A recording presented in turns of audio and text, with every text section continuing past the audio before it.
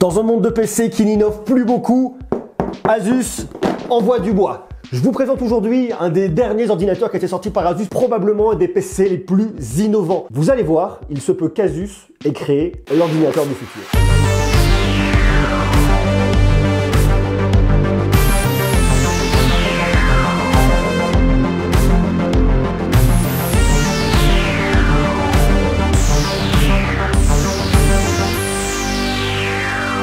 J'aime bien attaquer mes vidéos par il se peut que Asus ait créé l'ordinateur du futur. Alors bon, généralement, c'est pas que Asus, il peut aussi y avoir d'autres marques que je cite. Mais là, c'est vrai que Asus a envoyé du bois. Je sais pas si vous avez déjà vu du contenu sur le ZenBook Pro Duo, modèle que je trouve exceptionnellement intéressant. Vraiment très intéressant parce que, en fait, le monde des PC, c'est un monde dans lequel, eh bien, pendant longtemps, on a cru qu'on avait fait le tour de tout, qu'il y avait plus d'innovation, qu'il y avait plus grand chose à faire et on disait, c'est un petit peu ennuyant. Ouais, effectivement, vous avez votre PC, vous avez votre clavier, vous avez votre trackpad. On va essayer d'innover, il y a des touch bars du côté de chez Apple. Et on s'est dit, voilà, on a fait un peu le tour de la question. Mais c'était sans compter sur Asus qui innove, qui propose un truc vraiment très intéressant avec ce modèle. Après, je pense que ce qui va faire l'intérêt de ce modèle, mais vous allez voir quand je vais vous le détailler, c'est que chacun va se l'approprier et va en faire ce qu'il veut. Déjà, en termes de design, on retrouve un peu l'esprit de la gamme Zen. Tout est autour du logo d'Asus, comme des petites vagues, comme un petit axe central qui partirait de plus en plus grand. C'est assez sympa. Vous allez voir ce truc, franchement, c'est vraiment très très surprenant. Et le PC, je le teste bien évidemment, mais il sera aussi en test bientôt sur la chaîne d'Arnaud. Arnaud C. Vous connaissez Arnaud? Vous vous souvenez d'Arnaud? Je crois qu'on se souvient de moi, enfin, j'espère en tout cas, il y a quelques personnes qui sont sur la chaîne. Arnaud, il a une chaîne de tech. T'es plutôt orienté PC du coup? Plutôt PC, ouais. Beaucoup gaming. Beaucoup, yes. Ouais, j'aime bien tester un petit peu tout ce qui touche au gaming, ouais. Les casques, ça va venir. En tout cas, déjà, j'ai testé un petit peu quelques téléphones, j'ai testé des PC beaucoup. Ouais. Voilà, c'est vraiment mon truc. Du coup, justement, Arnaud, il va récupérer le Asus ZenBook Pro Duo. Le nom est un petit peu long.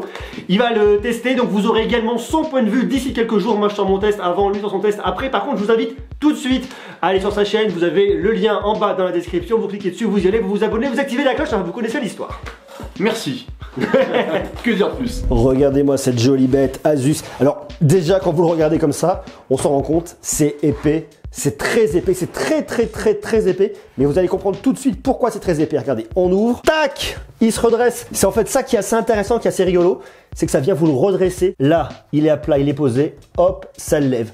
Voilà, comme s'il faisait un peu de sport dans une salle de sport. Allez, on pousse sur les fessiers, on y va. Mais le résultat est bel et bien intéressant.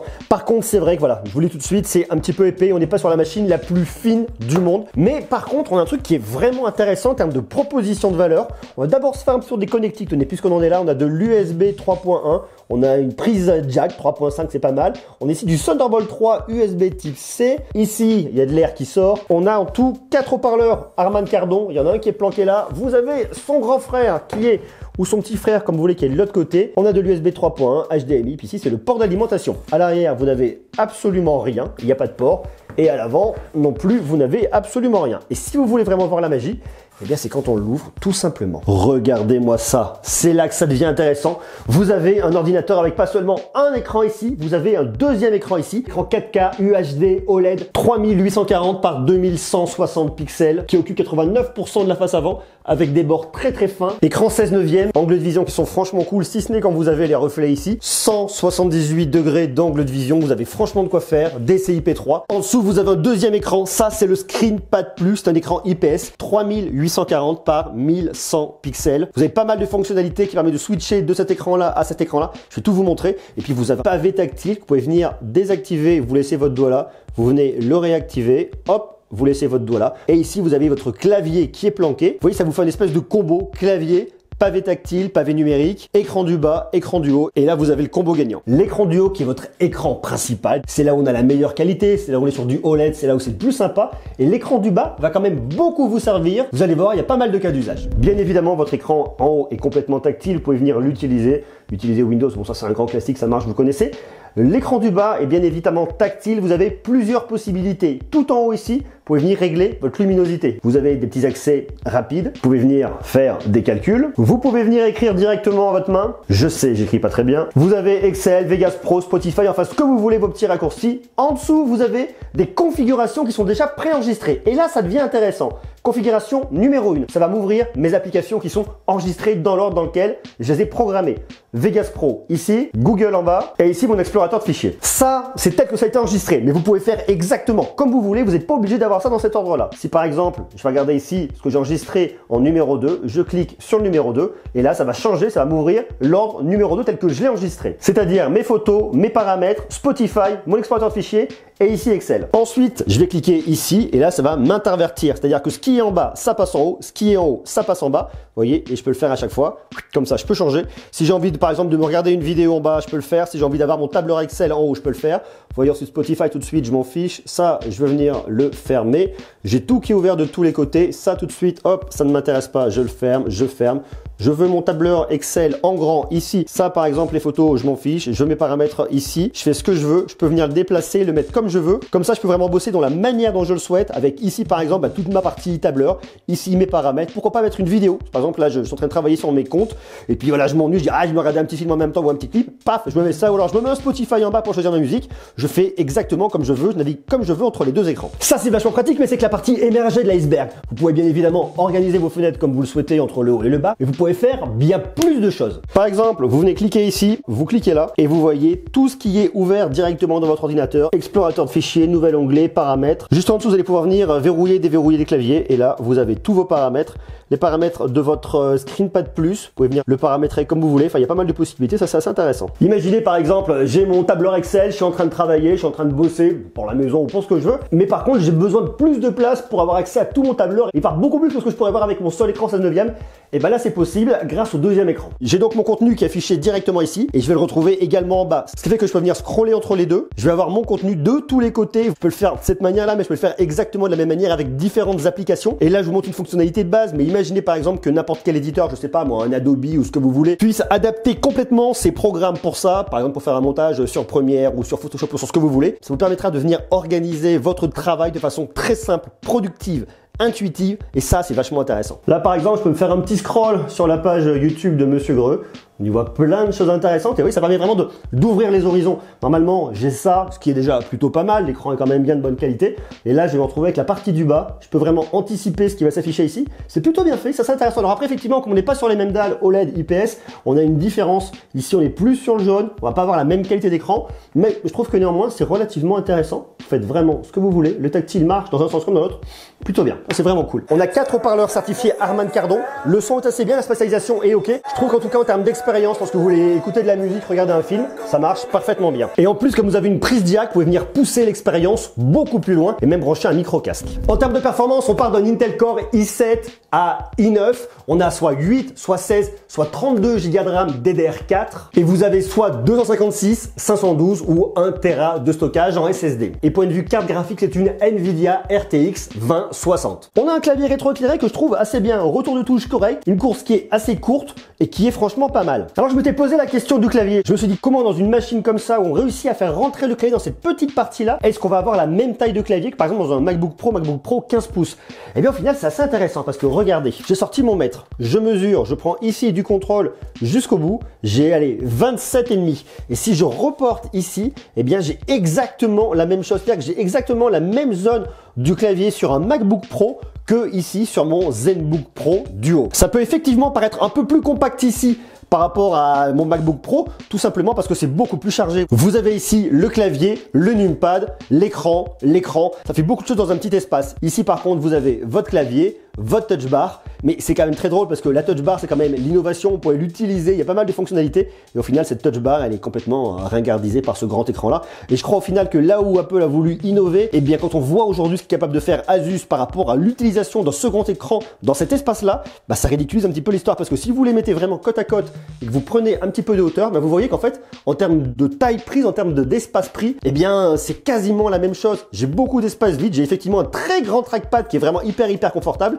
Là c'est beaucoup plus petit, c'est moins confort, néanmoins tout est tactile donc s'il peut y avoir un vrai sens. Là c'est hyper chargé, là c'est très épuré. Le MacBook Pro est quand même beaucoup moins épais, là c'est tout de suite beaucoup plus épais du côté de chez Asus. Mais par contre en termes d'optimisation par rapport aux usages, là c'est vachement top. D'ailleurs dites-moi vous en commentaire si vous êtes plus team Asus ou team Apple. Il y a effectivement plein de points de différence, ce sont pas du tout les mêmes machines, mais quel est votre parti pris? Marquez-le moi en bas en commentaire. En guise de trackpad, vous avez le numpad. Alors le point négatif du numpad, c'est qu'il est tout petit, il est minuscule. Pour passer d'un côté à l'autre de l'écran, bah, il faut lever son doigt plusieurs fois. Point positif, c'est que vous voyez vos chiffres, d'où l'idée que c'est pas un trackpad mais un numpad. Vous pouvez venir les désactiver ici. Si toutefois ça vous embête, vous pouvez venir complètement naviguer dessus sans que ça pose absolument aucun problème. Asus a vraiment fait le focus sur la productivité, sur la créativité au niveau de cette machine. Ce qui fait que c'est une machine qui est destinée effectivement aux personnes créatives. Et créative, ça veut dire beaucoup de choses, mais ça peut aussi vouloir dire graphiste. D'où l'idée d'avoir l'Asus Pen, le petit stylet de Asus, petit d'ailleurs, pas si petit que ça, mais qui est assez intéressant et qui permet de rajouter des usages. Ce qui fait que si vous êtes graphiste, vous allez pouvoir venir dessiner sur l'écran du bas, ça va s'afficher sur l'écran du haut, vous allez pouvoir venir utiliser votre stylet pour naviguer, faire beaucoup de choses avec, et ça marche aussi plutôt bien. Regardez par exemple avec mon stylet, je peux venir naviguer complètement dans mon Windows, ça marche, c'est cool, c'est pratique, ça se referme. Je peux venir utiliser aussi directement ici pour choisir ce que je veux, flipper mes applications, ouvrir tous mes programmes, je peux venir dessiner, je peux venir me faire des petits jeux si je veux, sans aucun problème. C'est cool. Hop, paf, tac, non, toi tu ne gagneras pas. Si j'insiste, je veux gagner. Non, tu ne gagneras pas. Tu es sûr? Oui, non, baf, personne n'a gagné. En plus, en termes de sécurité, vous avez des caméras infrarouges qui vont permettre de détecter votre visage pour venir déverrouiller avec Windows Hello. Donc n'importe qui peut pas arriver avec une photo de vous et venir déverrouiller en un clic. C'est un ordi qui est en plus du Wi-Fi 6, du Bluetooth 5.0 que personnellement je trouve assez intéressant. Après, tout que je vais pouvoir un peu potentiellement regretter, c'est que je trouve quand même très gros. On est loin de l'ultra portable, c'est pas du tout l'ADN de ce produit. L'ADN c'est plutôt un produit pour les créatifs. Vous allez le poser chez vous et vous allez pouvoir l'emmener avec vous si vous voulez pouvoir travailler tranquillement avec. Ça c'est plutôt un ordinateur qui sera à mon avis destiné à rester dans un endroit. Il est épais, il est gros, il est un petit peu lourd. On va pas le mettre dans un sac à dos pour le glisser, pour aller à droite à gauche tout le temps et se jeter en permanence. Ça peut peut-être être un peu la limite de ce produit. À côté de ça, je trouve séduisant. J'aime bien le travail qui est fait. On trouve bien le design zen de Asus. L'année dernière, ils avaient déjà fait fort avec leur screen pad. Je trouvais ça intéressant. En tout cas, c'était une proposition de valeur que je trouvais vraiment intéressante. Et on voit qu'ils continuent à aller dans cette idée-là, la développer, aller toujours plus loin. Cette fois-ci, vous avez les deux écrans. Qu'est-ce que vous allez avoir l'année prochaine? Qu'est-ce que Asus va nous faire? Qu'est-ce qu'ils ont dans les tuyaux? Et quelle vision de l'avenir ils ont pour le PC? Et ça, je trouve en tout cas vraiment intéressant. Alors cette machine, elle est bien, mais elle a un coût. Vous en douterez, elle n'est pas gratuite. C'est dommage, hein. J'aimerais bien, mais elle n'est pas gratuite. Elle a un coût et elle a un coût quand même relativement élevé. Je vous donne la config.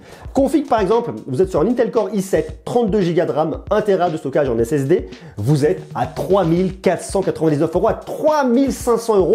C'est très cher. Et si vous allez sur un i9, 32 Go de RAM, 1 Tera de stockage, 4 000 €, 3 999,99 centimes. Pour moi, c'est 4 000 €. C'est très cher, mais à côté de ça, si vous achetez cette machine, c'est que vous en avez réellement besoin. On va pas acheter cet ordinateur juste pour se dire, tiens, je vais acheter un ordinateur avec deux écrans. Si vous achetez ça, c'est que vous en avez réellement l'utilité. Si vous en voyez en tout cas l'utilité, c'est que vous voyez l'utilité de ces deux écrans, de ce que vous allez pouvoir faire avec. D'ailleurs, dites-moi ce que vous en pensez en bas en commentaire. Comment est-ce que vous prendriez ces deux écrans en main? Comment est-ce que vous verriez ça et comment est-ce que vous pourriez vous l'approprier? Parce que la question de cette machine-là, c'est déjà, il y a la prouesse technique, mais le truc le plus intéressant derrière, c'est qu'est-ce qu'on va pouvoir en faire et comment on va pouvoir l'utiliser. Parce qu'avoir deux écrans pour avoir deux écrans, franchement, c'est un gadget. Au bout de 15 jours, vous l'utilisez plus. Si par contre, derrière, vous avez une réelle utilité et un réel besoin, ça peut avoir un sens. Si c'est juste pour vous dire, je me mets une petite vidéo YouTube ou je me mets un petit Netflix en bossant des cours en haut, je pense pas que vous allez l'utiliser bien souvent. Si par contre, vous avez un réel besoin, vous êtes un monteur vidéo, vous voulez utiliser par exemple une timeline en bas ou alors mettre vos rushs, vous allez pouvoir faire glisser, l'organiser comme ça ou alors sous Photoshop. Si vous faites de la création graphique, de la 3 dimensions, ça peut aussi avoir un sens. Si vous êtes professionnel, que vous avez vos emails en bas, votre to-do list, j'en sais rien, et puis toute la partie productivité que vous allez utiliser le plus, dans ces usages-là, pour moi, il y a un intérêt, mais sinon, clairement, il n'y a absolument aucun intérêt. Donc, à vous de me dire comment est-ce que vous verriez ça. Comment est-ce que vous pourriez en tout cas vous l'adapter à vos besoins, vous soyez un particulier, un professionnel, un créatif ou alors pas du tout. Marquez-moi tout ça en bas en commentaire. Moi personnellement, je trouve intéressant en plus que vous avez Cortana bien évidemment sur Windows, mais vous avez en plus Alexa. Vous pouvez venir piloter votre maison et pas mal de choses. Donc c'est aussi assez intéressant. Je vous parle de créatif, mais on peut aussi penser à toutes les personnes qui font de l'édition musicale. Ça peut aussi être très intéressant. Aux streamers, vous allez pouvoir regarder des vidéos, vous allez pouvoir avoir votre stream. Enfin, il y a plein de choses, plein d'usages. Donc à vous de vous l'approprier. Dites-moi ce que vous en pensez en bas. En tout cas, moi je trouve ça vraiment intéressant, beau boulot de la part d'Asus, belle proposition de valeur. C'est pas un ordi qui est fait pour tout le monde, c'est un ordi qui est probablement assez niché pour certains usages. Mais en tout cas, ça montre une bonne vision de l'avenir du PC et rien que pour ça, félicitations Asus, je trouve ça assez cool. Et quant à nous, on se dit à demain. Je vous embrasse. Ciao.